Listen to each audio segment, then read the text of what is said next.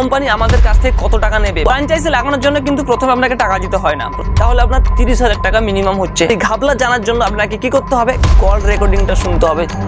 700 থেকে 1000-এ পাবেন আপনি 11 টাকা করে, 1000 থেকে 1500-এ পাবেন। তো hello guys, welcome back to another video. তো আজকের ভিডিওতে তোমাদের সঙ্গে শেয়ার করব বাড়ি বসে কি করে মান্থলি 40 থেকে 50,000 টাকা ইনকাম করা যায় কোনো কিছু কাজ না করেই। যদি আপনার কাছে কোনো খালি জমিন থাকে, সেই জায়গা কোম্পানিকে ভাড়ায় দিয়ে কি করে মান্থলি ইজিলি 40 থেকে 50,000 টাকা ইনকাম করবেন, সেই বিষয়ে আজকে বিস্তারিত আলোচনা করব। তো ভিডিও থাম্বনেল দেখে নিশ্চয়ই বুঝে গেছে যে জিনিসটা কি, সেটা হচ্ছে এটিএম। আপনি আপনার দোকানে বা জায়গায় এটিএম বসে মান্থলি ভালো টাকা ইনকাম করতে পারেন। সেটা কিভাবে, কি করে আপনি ইনকাম করবেন, কি কি ক্রাইটেরিয়া থাকতে হবে, আপনার কতটা জায়গা থাকতে হবে, আপনাকে কত টাকা দিতে হবে কোম্পানিকে, আপনি সেই এটিএম থেকে কি ভাবে ইনকাম পাবেন, সবকিছু বিস্তারিত আলোচনা করবো এই ভিডিওতে। তার জন্য এই ভিডিওটা বানানো। তো চলো স্কিপ না করে পুরো ভিডিওটা দেখতে থাকো। তো আমি সুশান্ত, তোমাদের সবাইকে গ্রোথ সুশান্ত ইউটিউব চ্যানেলে স্বাগত জানাই। এই ভিডিওটাতে কোনো কোম্পানির প্রমোশন বা ডিমোশন করা হচ্ছে না। আমি প্রত্যেকটা জিনিস ক্লিয়ারলি আপনাদের সামনে রাখবো, তাহলে আপনারা বিচার করতে পারবেন যে কোনটা ঠিক কোনটা ভুল। আপনি হয়তো আমার ভিডিও দেখার আগে ইউটিউবে এটিএম সম্বন্ধে বা এই রিলেটেড ভিডিও সম্বন্ধে অনেক ভিডিও দেখে থাকবেন, যেখানে আপনাকে অনেক ভালো ভালো কথা বলা হয়েছে, তাদের সঙ্গে যুক্ত হওয়ার কথা বলা হয়েছে, তাদের মোবাইল নাম্বার দেওয়া হচ্ছে, সেখানে কল করে আপনি তাদের ফ্র্যাঞ্চাইজি নিতে পারেন। অনেক ভালো ভালো কথা বলা আছে, কিন্তু এর শুধু ভালো দিক নেই, অনেক খারাপ দিক আছে যেগুলো কোনো ভিডিওতে বলা হয়নি। এই জন্য এই ভিডিওটা বানানো, যেখানে আমি আপনাদের ভালোর সাথে সাথে খারাপ দিকগুলো তুলে ধরবো, যেখান থেকে আপনি ক্লিয়ারলি বুঝতে পারবেন যে আপনার জন্য এই বিজনেসটি ভালো কি খারাপ, আপনি এই বিজনেসটা করতে পারবেন কি করবেন না, এখান থেকে আপনি ইনকাম করতে পারবেন কি পারবেন না, প্রত্যেকটা জিনিস ক্লিয়ার হতে পারবেন। এই জন্য এই ভিডিওটা স্কিপ না করে পুরো ভিডিওটা দেখতে থাকো। আমি আগেই বলেছি যে এটা কোনো প্রমোশন বা ডিমোশন ভিডিও নেই, এখানে আপনি প্রত্যেকটা জিনিস আপনাদের সঙ্গে ক্লিয়ারলি দেখানোর চেষ্টা করব।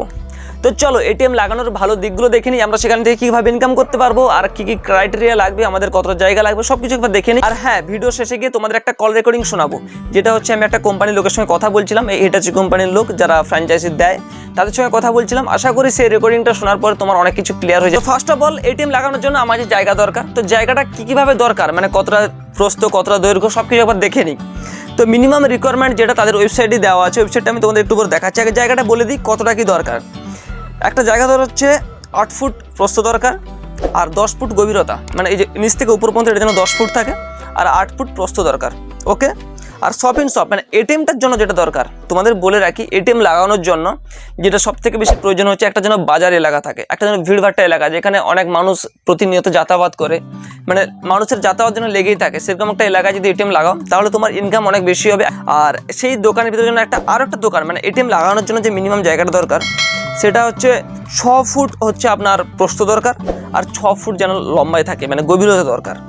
আর সিগনেক স্পেস হচ্ছে যেটা হচ্ছে আপনার 8 ফুট আপনার প্রস্থ দরকার, আর 3 ফুট হাইট দরকার। এটার মানে হচ্ছে যে একটা বিলবোর্ড লাগানোর সামনে এটিএম বলে লেখা থাকে, সেটার জন্য এই জায়গাটা দরকার, ঠিক আছে। আর ললিপপ ফ্লাইঙ্গের সিগনেল যেটা হচ্ছে 2 ফুট হচ্ছে প্রস্থ আর 2 ফুট হাইট, সেটা হচ্ছে আমরা অনেক সময় রাস্তাতে দেখে থাকি, একটা খুঁটি লাগানো থাকে, খুঁটির মাথায় লাগানো থাকে একটা বোর্ড, এরকম 4 কোণা করে এটিএম লেখা থাকে, সেই জায়গাটার জন্য আপনার 2 ফুট প্রস্থ আর 2 ফুট হাইট দরকার। ক্লিয়ার? তো স্পেস ফর ভিসেট অন দ্য রুফ, এটা আমি জানি না কি ভিসেট আমি গুগলে সার্চ করে দেখছিলাম, যেটা হচ্ছে আপনার কি বলে ওটাকে অ্যান্টেনার মতো দেখাচ্ছিল, ডিস্টেন্স যেটাতে লাগানো থাকে, আমি সেটা আমি জানি না ভিসেট কী জন্য দরকার। তবে এটার জন্য লেখা আছে আপনার ছাদে দরকার 6 ফুট বাই 6 ফুট, বুঝতেই পারছো, এর যে স্পেসটা থাকে 6 ফুট বাই 6 ফুট জায়গা দরকার আপনার ছাদে। আর সিঙ্গেল ফেজ ইলেকট্রিসিটি কানেকশন দরকার, মিনিমাম 1 কেভি, মানে 1 কিলোভোল্ট অ্যাম্পিয়ার আপনার সিঙ্গেল ফেজ কানেকশন থাকতে হবে, মানে কারেন্ট কানেকশন থাকতে হবে। এই জিনিসগুলো কিন্তু আপনার মিনিমাম থাকতেই হবে, এর থেকে বেশি থাকলে চলবে, তো এটা হচ্ছে মিনিমাম। তো চলো এরপর আসি কোম্পানি আমাদের কাছ থেকে কত টাকা নেবে, বা কোম্পানি কত টাকা চার্জ করবে এটিএম লাগানোর জন্য। তো আগের ভিডিও অনেক আছে ইউটিউবে, যেগুলো থেকে তোমরা দেখতে পাচ্ছ যে 75,000 টাকা লাগবে, 1,25,000 টাকা লাগবে, কেউ বলছে শুধু 60,000 টাকা এটিএম এস্টাবলিশড হয়ে যাবে। তো সবগুলো ফেক না, বর্তমান ফেক, কারণ সেটা আগে চলছিল, সেগুলো এখন কোম্পানি বন্ধ করে দিয়েছে। এখন একটাই চলছে, সেটা হচ্ছে 2,20,800 টাকার একটাই জিনিস চলছে, সেটা আপনাকে দিতে হবে। তার মধ্যে থাকবে আপনার 1.5 লক্ষ টাকা রিফান্ডেবল হবে, আর বাকিটা কিন্তু কোম্পানি নিয়ে নেবে। রিফান্ডেবল বলতে যখন আপনি কোম্পানির এটিএম তাকে দিয়ে দেবেন আপনার ফেরত, তখন আপনাকে 1.5 লক্ষ টাকা দিয়ে দেওয়া হবে, আর বাকিটা কোম্পানি রেখে দেবে। তো এটাই হচ্ছে টোটাল টাকা যেটা আপনাকে কোম্পানিকে দিতে হবে, 20,800 টাকা। তো এদের দুটো প্ল্যান চলে, একটা হচ্ছে ফ্র্যাঞ্চাইজি, একটা হচ্ছে মাস্টার ফ্র্যাঞ্চাইজি।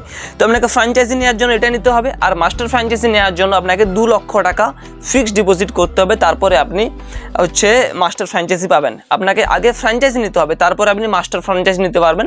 ফ্র্যাঞ্চাইজি লাগানোর জন্য কিন্তু প্রথমে আপনাকে টাকা দিতে হয় না, প্রথমে আপনি অ্যাপ্লাই করবেন, সেখান থেকে ভেরিফিকেশন আসবে, তারপরে ভেরিফিকেশনের পরে যদি আপনি পাস হন, আপনার জায়গা যদি ওনাদের পছন্দ হয়, তারপরে কি আপনি টাকা পে করবেন এবং 21 দিনের মধ্যে আপনার এটিএম লাগানো হয়ে যাবে, এরকম ওয়েবসাইটে বলা আছে। আমি জানি না জেনুইন কতদিন টাইম লাগে, এরকম ওয়েবসাইটে বলা আছে যে আপনার 21 দিনের মধ্যেই আপনার এটিএম লাগানো হয়ে যাবে। এদের আরও একটা ক্রাইটেরিয়া হচ্ছে, যেটা হচ্ছে আপনি যেখানে এটিএম বসাবেন, আপনার যে লোকেশন আছে সেখান থেকে যেন 100 থেকে 150 মিটার এরিয়ার মধ্যে আর কোনো এটিএম বা কোনো ব্যাংকের এটিএম না থাকে, সেটা আপনাকে খেয়াল রাখতে হবে, তারপরে আপনি অ্যাপ্লাই করতে পারেন। আর হ্যাঁ, আপনি যদি এদের কাস্টমার কেয়ারে কল করেন তাহলে 99% চান্স যে আপনাকে কল ধরা হবে না। কখনো বলা হবে 10 মিনিট হোল্ড করতে, কখনো বলা হবে 15 মিনিট হোল্ড করতে। আর যদি ওয়েস্ট বেঙ্গল থেকে কেউ ভিডিওটা দেখে থাকো, আপনার কল লাগছে না কাস্টমার কেয়ারে, আমার সঙ্গে কন্ট্যাক্ট করতে পারো, কমেন্ট করতে পারো, আমার কাছে নাম্বার আছে, ওয়েস্ট বেঙ্গলের নাম্বার, ওদের নাম্বার আছে, আমি তোমাদের প্রোভাইড করে দিতে পারি। যদি কেউ ইন্টারেস্টেড থাকো কথা বলতে পারো, তোমাদের ব্যাপার, তোমরাই দেখে নাও ভালো করে। যখন কিছু যদি কেউ ইন্টারেস্ট থাকো তো নিজেরাই কল করে নাও, সেটাই সব থেকে বেস্ট। আর ওয়েবসাইট দেখে নাও, যেটা রেসপন্সিবিলিটি থাকা উচিত। থেকে ইম্পর্ট্যান্ট জিনিস দেখি যে আপনি কীভাবে ইনকাম পাবেন এটিএম থেকে। যে নন ক্যাশ ট্রানজ্যাকশন যেগুলো থাকে, কাস্টমার যখন টাকা উইথড্রল বা ডিপোজিট করে না, যেমন ধরুন মিনি স্টেটমেন্ট বা ব্যালেন্স ইনকোয়ারি বা আপনার পিন জেনারেট, এই যে কাজগুলো থাকে, এই কাজগুলোর জন্য প্রত্যেকটা ট্রানজ্যাকশান, প্রত্যেকটা সাকসেসফুল ট্রানজ্যাকশান, কোনো ফেল ট্রানজ্যাকশান না, সাকসেসফুল ট্রানজ্যাকশানের জন্য নন ক্যাশের জন্য 2 টাকা করে পাবেন।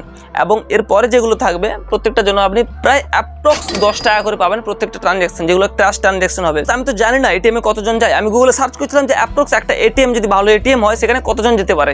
তো গুগলতে ডাটা বলছে যে একটা এটিএমে 100 থেকে 150 জন পার ডে ভিজিট করতে পারে। তো এর থেকে যদি আমি গড় ধরি 125টা, তার মধ্যে যদি নন ক্যাশ ধরি 25টা আর ক্যাশ ধরি 100টা, তাহলে আপনার হচ্ছে মাসে 100 × 30 3000, সঙ্গে আমি যদি 10 গুণ করি তাহলে আপনার 30,000 টাকা মিনিমাম হচ্ছে। আর বাকি কিছু নন ট্রানজ্যাকশন 2 টাকা করে আছে, সেগুলো মোটামুটি আপনার 40,000 টাকার মতো ইনকাম হতে পারে। কিন্তু ব্যাপারটা এতটা কিন্তু ইজি না, এর ভিতরে অনেক ঘাবলা আছে। সেই ঘাবলা জানার জন্য আপনাকে কি করতে হবে, কল রেকর্ডিংটা শুনতে হবে। চলো আর দেরি না করে কল রেকর্ডিংটা অন করি, আর রেকর্ডিংটা তুমি শুনতে থাকো। ফ্র্যাঞ্চাইজি যদি জিজ্ঞেস করছেন, ফ্র্যাঞ্চাইজি করতে গেলে 2,20,800 টাকা লাগে। আচ্ছা, আর ওটার মধ্যে নন রিফান্ডেবল কিছু আছে নাকি পুরোটাই? 1.5 লাখ টাকা। 1.5 লাখ টাকা রিফান্ডেবল হয়ে যাবে যখন সেই ব্যক্তিটা মানে যখন আপনি ছাড়বেন তখন। আচ্ছা, আর বাকি টাকাটা ওটার ডিপোজিট থাকবে, মানে ওটা নন রিফান্ডেবল হবে না? ওটা নন রিফান্ডেবল। আর কাস্টমারকে কিছু রেগুলারলি দিতে হবে কিনা, মান্থলি বা? না না না, মান্থলি কাস্টমারকে কিছু দিতে হবে না। আমরা room rent, electric bill provide করি না। আপনি একটা রুম দিবেন, আপনার রুম রেন্টে হোক বা আপনার নিজস্ব হোক, আপনি রুম দিবেন, রুমে আমরা কাজ করি, প্লাইয়ের কাজ করি, আপনার আচ্ছা, ওয়ারিংয়ের কাজ আমরা করব, পেন্ট আমরা করব, আগে থেকে যে কাঁচের ডোর থাকে সেটা আমরা লাগাবো। এটিএম এর ভিতরে যা শাটারটা কাস্টমার থাকবে, শাটার কাস্টমারে থাকবে। এটিএম এর ভিতরে যা ক্যাশ হয় সেটা আমাদের কোম্পানির ক্যাশ হয়।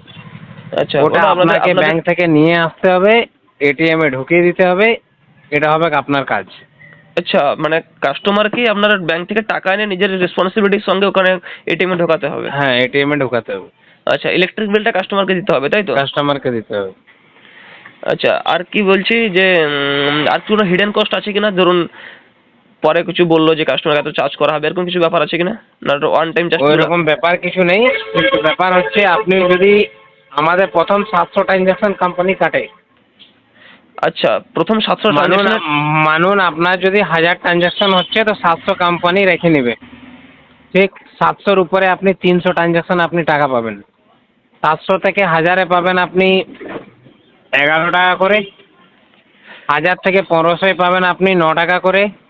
1500-র অ্যাভাব যত হবে সেটাতে আপনি পাবেন 8 টাকা করে। নন ট্রানজ্যাকশন মিনি স্টেটমেন্ট হোক, ব্যালেন্স ইনকোয়ারি হোক, এটাতে পাচ্ছেন 2 টাকা। আচ্ছা, ডিপোজিট করলে পাবেন আপনি 10 টাকা। আচ্ছা, ওটাতে কোনো ভ্যালু আছে কিনা? ধরুন কাস্টমার 1000 টাকা উইথড্রল করলো বা 10,000 টাকা উইথড্রল করলো, ওটাতে কোনো ফারাক পড়বে না? আপনি 11 টাকা, 12 টাকা বা 8 টাকা পেয়ে যাবেন? 11 টাকা পাবেন, হ্যাঁ। আচ্ছা, কোনো লিমিট? 700 থেকে 1000 ওটাই 11 টাকা। 700 থেকে 1000-এ 11 টাকা পাবেন। মানে এই নাকি 700 থেকে 2000 আপনি হয়ে গেল, 700 থেকে 2000-এ পুরোটাই আপনি 11 টাকা করে পাবেন, সেই না কিন্তু না। আচ্ছা, 700 থেকে 1000-এ 11 টাকা পাবেন। 1000 থেকে 1500-এ 9 টাকা পাবেন। 1500-র উপর যা হবে সব 8 টাকা পাবেন। আচ্ছা 1500 থেকে পেরিয়ে গেলে বাকি এটা 1 শুধু লাখ হতে পারে, 2 লাখ withdrawal। হতে পারে, সবকিছুতেই হ্যাঁ আপনার 8 হ্যাঁ, টাকা। এটা শুধু উইথড্রল। এবারে মানুন আপনার যদি 700 ট্রানজাকশন না হয়, হ্যাঁ তখন 17 টাকা করে প্লাস 18% জিএসটি, এটা আপনার সাথে পেনাল্টি হবে। মানে 700 ট্রানজাকশন কত দিনের মধ্যে না হয়? প্রত্যেক মাস 700 ট্রানজাকশন কোম্পানি আপনার সাথে কাটবে পার মান্থ। আচ্ছা, মানে পার মান্থ কাস্টমারকে 700 ট্রানজাকশন করাতেই হবে, কোম্পানিকে তারপরে দিতে, যেগুলো হবে হ্যাঁ, কাস্টমারের লাভ। তারপরে যে হবে সেটা আপনার। আচ্ছা পার মান্থ এটা? হ্যাঁ আচ্ছা বুঝতে পারলাম। তাহলে প্রতি মাসে 700 টাকা ট্রানজাকশন কাস্টমারকে করতে হবে, না হলে পেনাল্টি কত হবে? 17 টাকা প্লাস 17 টাকা প্লাস 18% জিএসটি। 17 টাকার উপরে? হ্যাঁ, এটা কি মানে প্রত্যেকটা ট্রানজাকশন দিতে হবে, না কিভাবে দিতে হবে 17 টাকা প্লাস জিএসটি? শুধু উইথড্রল। মানে কিভাবে আমি বুঝতে পারলাম না। ধরুন কাস্টমার সেই মাসে 700 টাকা হয়, মানুন আপনার 600 ট্রানজাকশন হলো, হ্যাঁ ঠিক? তো হ্যাঁ। 700 তে 600 মাইনাস করলে 100 আছে। আচ্ছা 100 ট্রানজাকশনের জন্য আপনাকে 17 টাকা করে দিতে হবে। 17 টাকা করতে হবে মানে এদের। আচ্ছা বুঝতে পারলাম। মোটামুটি এবারে মানুন আপনি 700 টাকায় যতটুকু কম থাকবে তার হ্যাঁ। উপরে আপনাকে 17 টাকা প্লাস জিএসটি দিতে হবে। লাগবে, হ্যাঁ হ্যাঁ। এবারে মানুন আপনার 100 ট্রানজাকশন হলো, 600 এর জন্য আপনাকে 17 টাকা করে দিতে হবে। আচ্ছা বুঝলাম, ব্যাপারটা এটাই। 700 তে যা রেস্ট অ্যামাউন্ট বাঁচবে, যা রেস্ট থেকে যাবে, সেটা ধরুন আপনাকে 17 টাকা করে পে করতে হবে। হ্যাঁ বুঝতে পেরেছি। আর ঠিক আছে, আর মাস্টার ফ্র্যাঞ্চাইজির জন্য এটাই বললেন যে আপনাকে 2 লাখ টাকা ডিপোজিট মাস্টার ফ্র্যাঞ্চাইজির জন্য আপনাকে এফআর খুঁজতে হবে। আপনার কাছে যদি এফআর না থাকে, হ্যাঁ সেটা ধরুন যে নেবে সেটা তার পার্সোনাল ব্যাপার, সে খুঁজবে কিভাবে খুঁজবে। তার প্রসেসটা হচ্ছে এটাই যে তাকে 2 লাখ টাকা ডিপোজিট করতে হবে, তারপরে সে যেভাবে কাজ করবে সে সেভাবে টাকা পাবে। না হলে তারপর কোনো পেনাল্টি আছে কিনা? ধরুন কেউ একজন 2 লাখ টাকা ডিপোজিট করলো, সে মান্থলি হয়তো একটাও খুঁজে পেলো না, কোনো কাস্টমার ফ্র্যাঞ্চাইজি খুঁজে পেলো না, তাহলে তার কাছে কি হবে? খুঁজে পেলো না তো আপনার কিছুই হবে না। মানে পেনাল্টি কিছু নেই তো? না, পেনাল্টি কিছু না, আপনার 2 লাখ টাকার কোম্পানির কাছে ফেঁসে থাকবে। আচ্ছা, আর যখন সে ছেড়ে দেবে কোম্পানি তখন কিন্তু সে পুরো 2 লাখ টাকা 2 লক্ষ টাকাটাই পেয়ে যাবে? তখন রিটার্ন হবে, কিন্তু অমনি ভাবে তো আমরা মাস্টার ফ্র্যাঞ্চাইজি দিও না। আচ্ছা, মাস্টার ফ্র্যাঞ্চাইজি দিতে গেলে তো ওনাকে তো এফআর আগে দিতে হবে। এফআর বলতে? এফআর বলতে ফ্র্যাঞ্চাইজি। আচ্ছা, যে মাস্টার ফ্র্যাঞ্চাইজি দেবে তাকে আগে ফ্র্যাঞ্চাইজি নিতে হবে, তারপরে সে মাস্টার ফ্র্যাঞ্চাইজি পাবে, তাই তো? হুম, ওকে ওকে, থ্যাংক ইউ। ঠিক আছে, ঠিক আছে। হ্যাঁ থ্যাংক ইউ। তো আশা করবো কল রেকর্ডিং শোনার পরে তোমার আর কিছু ডাউট নেই, আর যদিও ডাউট থাকে তুমি কমেন্ট করে জানাও, আর ভিডিওটা কেমন লাগলো একবার জানিও। তো আশা করবো তুমি প্রত্যেকটা জিনিস ক্লিয়ার হতে পেরেছো, তোমার লাগানো উচিত কি উচিত না। হ্যাঁ তোমার উচিত, যদি তোমার যে এলাকায় তোমার দোকান আছে সেখানে অনেক কাছাকাছি বা অনেকটা দূর অবধি কোনো এটিএম নেই, বা অনেক ভিড়ভাট্টা এলাকা, সেখানে অনেক মোটামুটি একটা ভালো জায়গা, তবে কি কিন্তু তুমি এটিএম লাগাতে পারো। বাকি যদি তুমি এটিএম লাগাতে চাও সেরকম এলাকা যদি হয়, কারণ তুমি জানো যদি তোমার 700টা ট্রানজ্যাকশন না হয় কিন্তু তোমাকে ফাইন দিতে হবে 17 টাকা প্লাস জিএসটি। টাকাটা কিন্তু অনেকটাই হতে পারে তোমার মান্থলি, মানে তুমি এমনিতেই টাকা দিচ্ছ কোম্পানিকে, তারপর এটিএম লাগাচ্ছ, তোমার অনেকটা জায়গা কিন্তু কভারেজ এটিএম হয়ে যাচ্ছে, তাদেরই কিন্তু অ্যাডভার্টাইজিং হচ্ছে, তারপরে তোমাকে আবার কি দিতে হবে? ফাইন দিতে হবে। আর বাকি তোমাদের সঙ্গে দেখা হচ্ছে পরে কোনো ইন্টারেস্টিং ভিডিওতে। আর কোনো কিছু যদি তোমাদের ডাউট থাকে কমেন্ট করে জানাও, আর নতুন কিছু টপিকে যদি ভিডিও চাও, যে কোনো কিছু যদি স্ক্যাম বার করতে হয় বা কোনো কিছু যদি ঘাপলা আছে তোমাদের ভালো করে জানতে হয়, কমেন্ট করে জানাও, সেই বিষয়ে আমি নিশ্চয়ই দেখবো, রিসার্চ করব, তারপরে ভিডিও আনবো। তো দেখা যায় তোমার সঙ্গে পরে ভিডিওতে। চ্যানেলটা সাবস্ক্রাইব করে রাখো ট্রেডিং রিলেটেড ভিডিও দেখার জন্য। এটা যদিও ট্রেডিং রিলেটেড ভিডিও না, তাও তোমাদের সঙ্গে শেয়ার করার কথা ভাবছিলাম, তাই শেয়ার করলাম। তো এখনকার জন্য নমস্কার।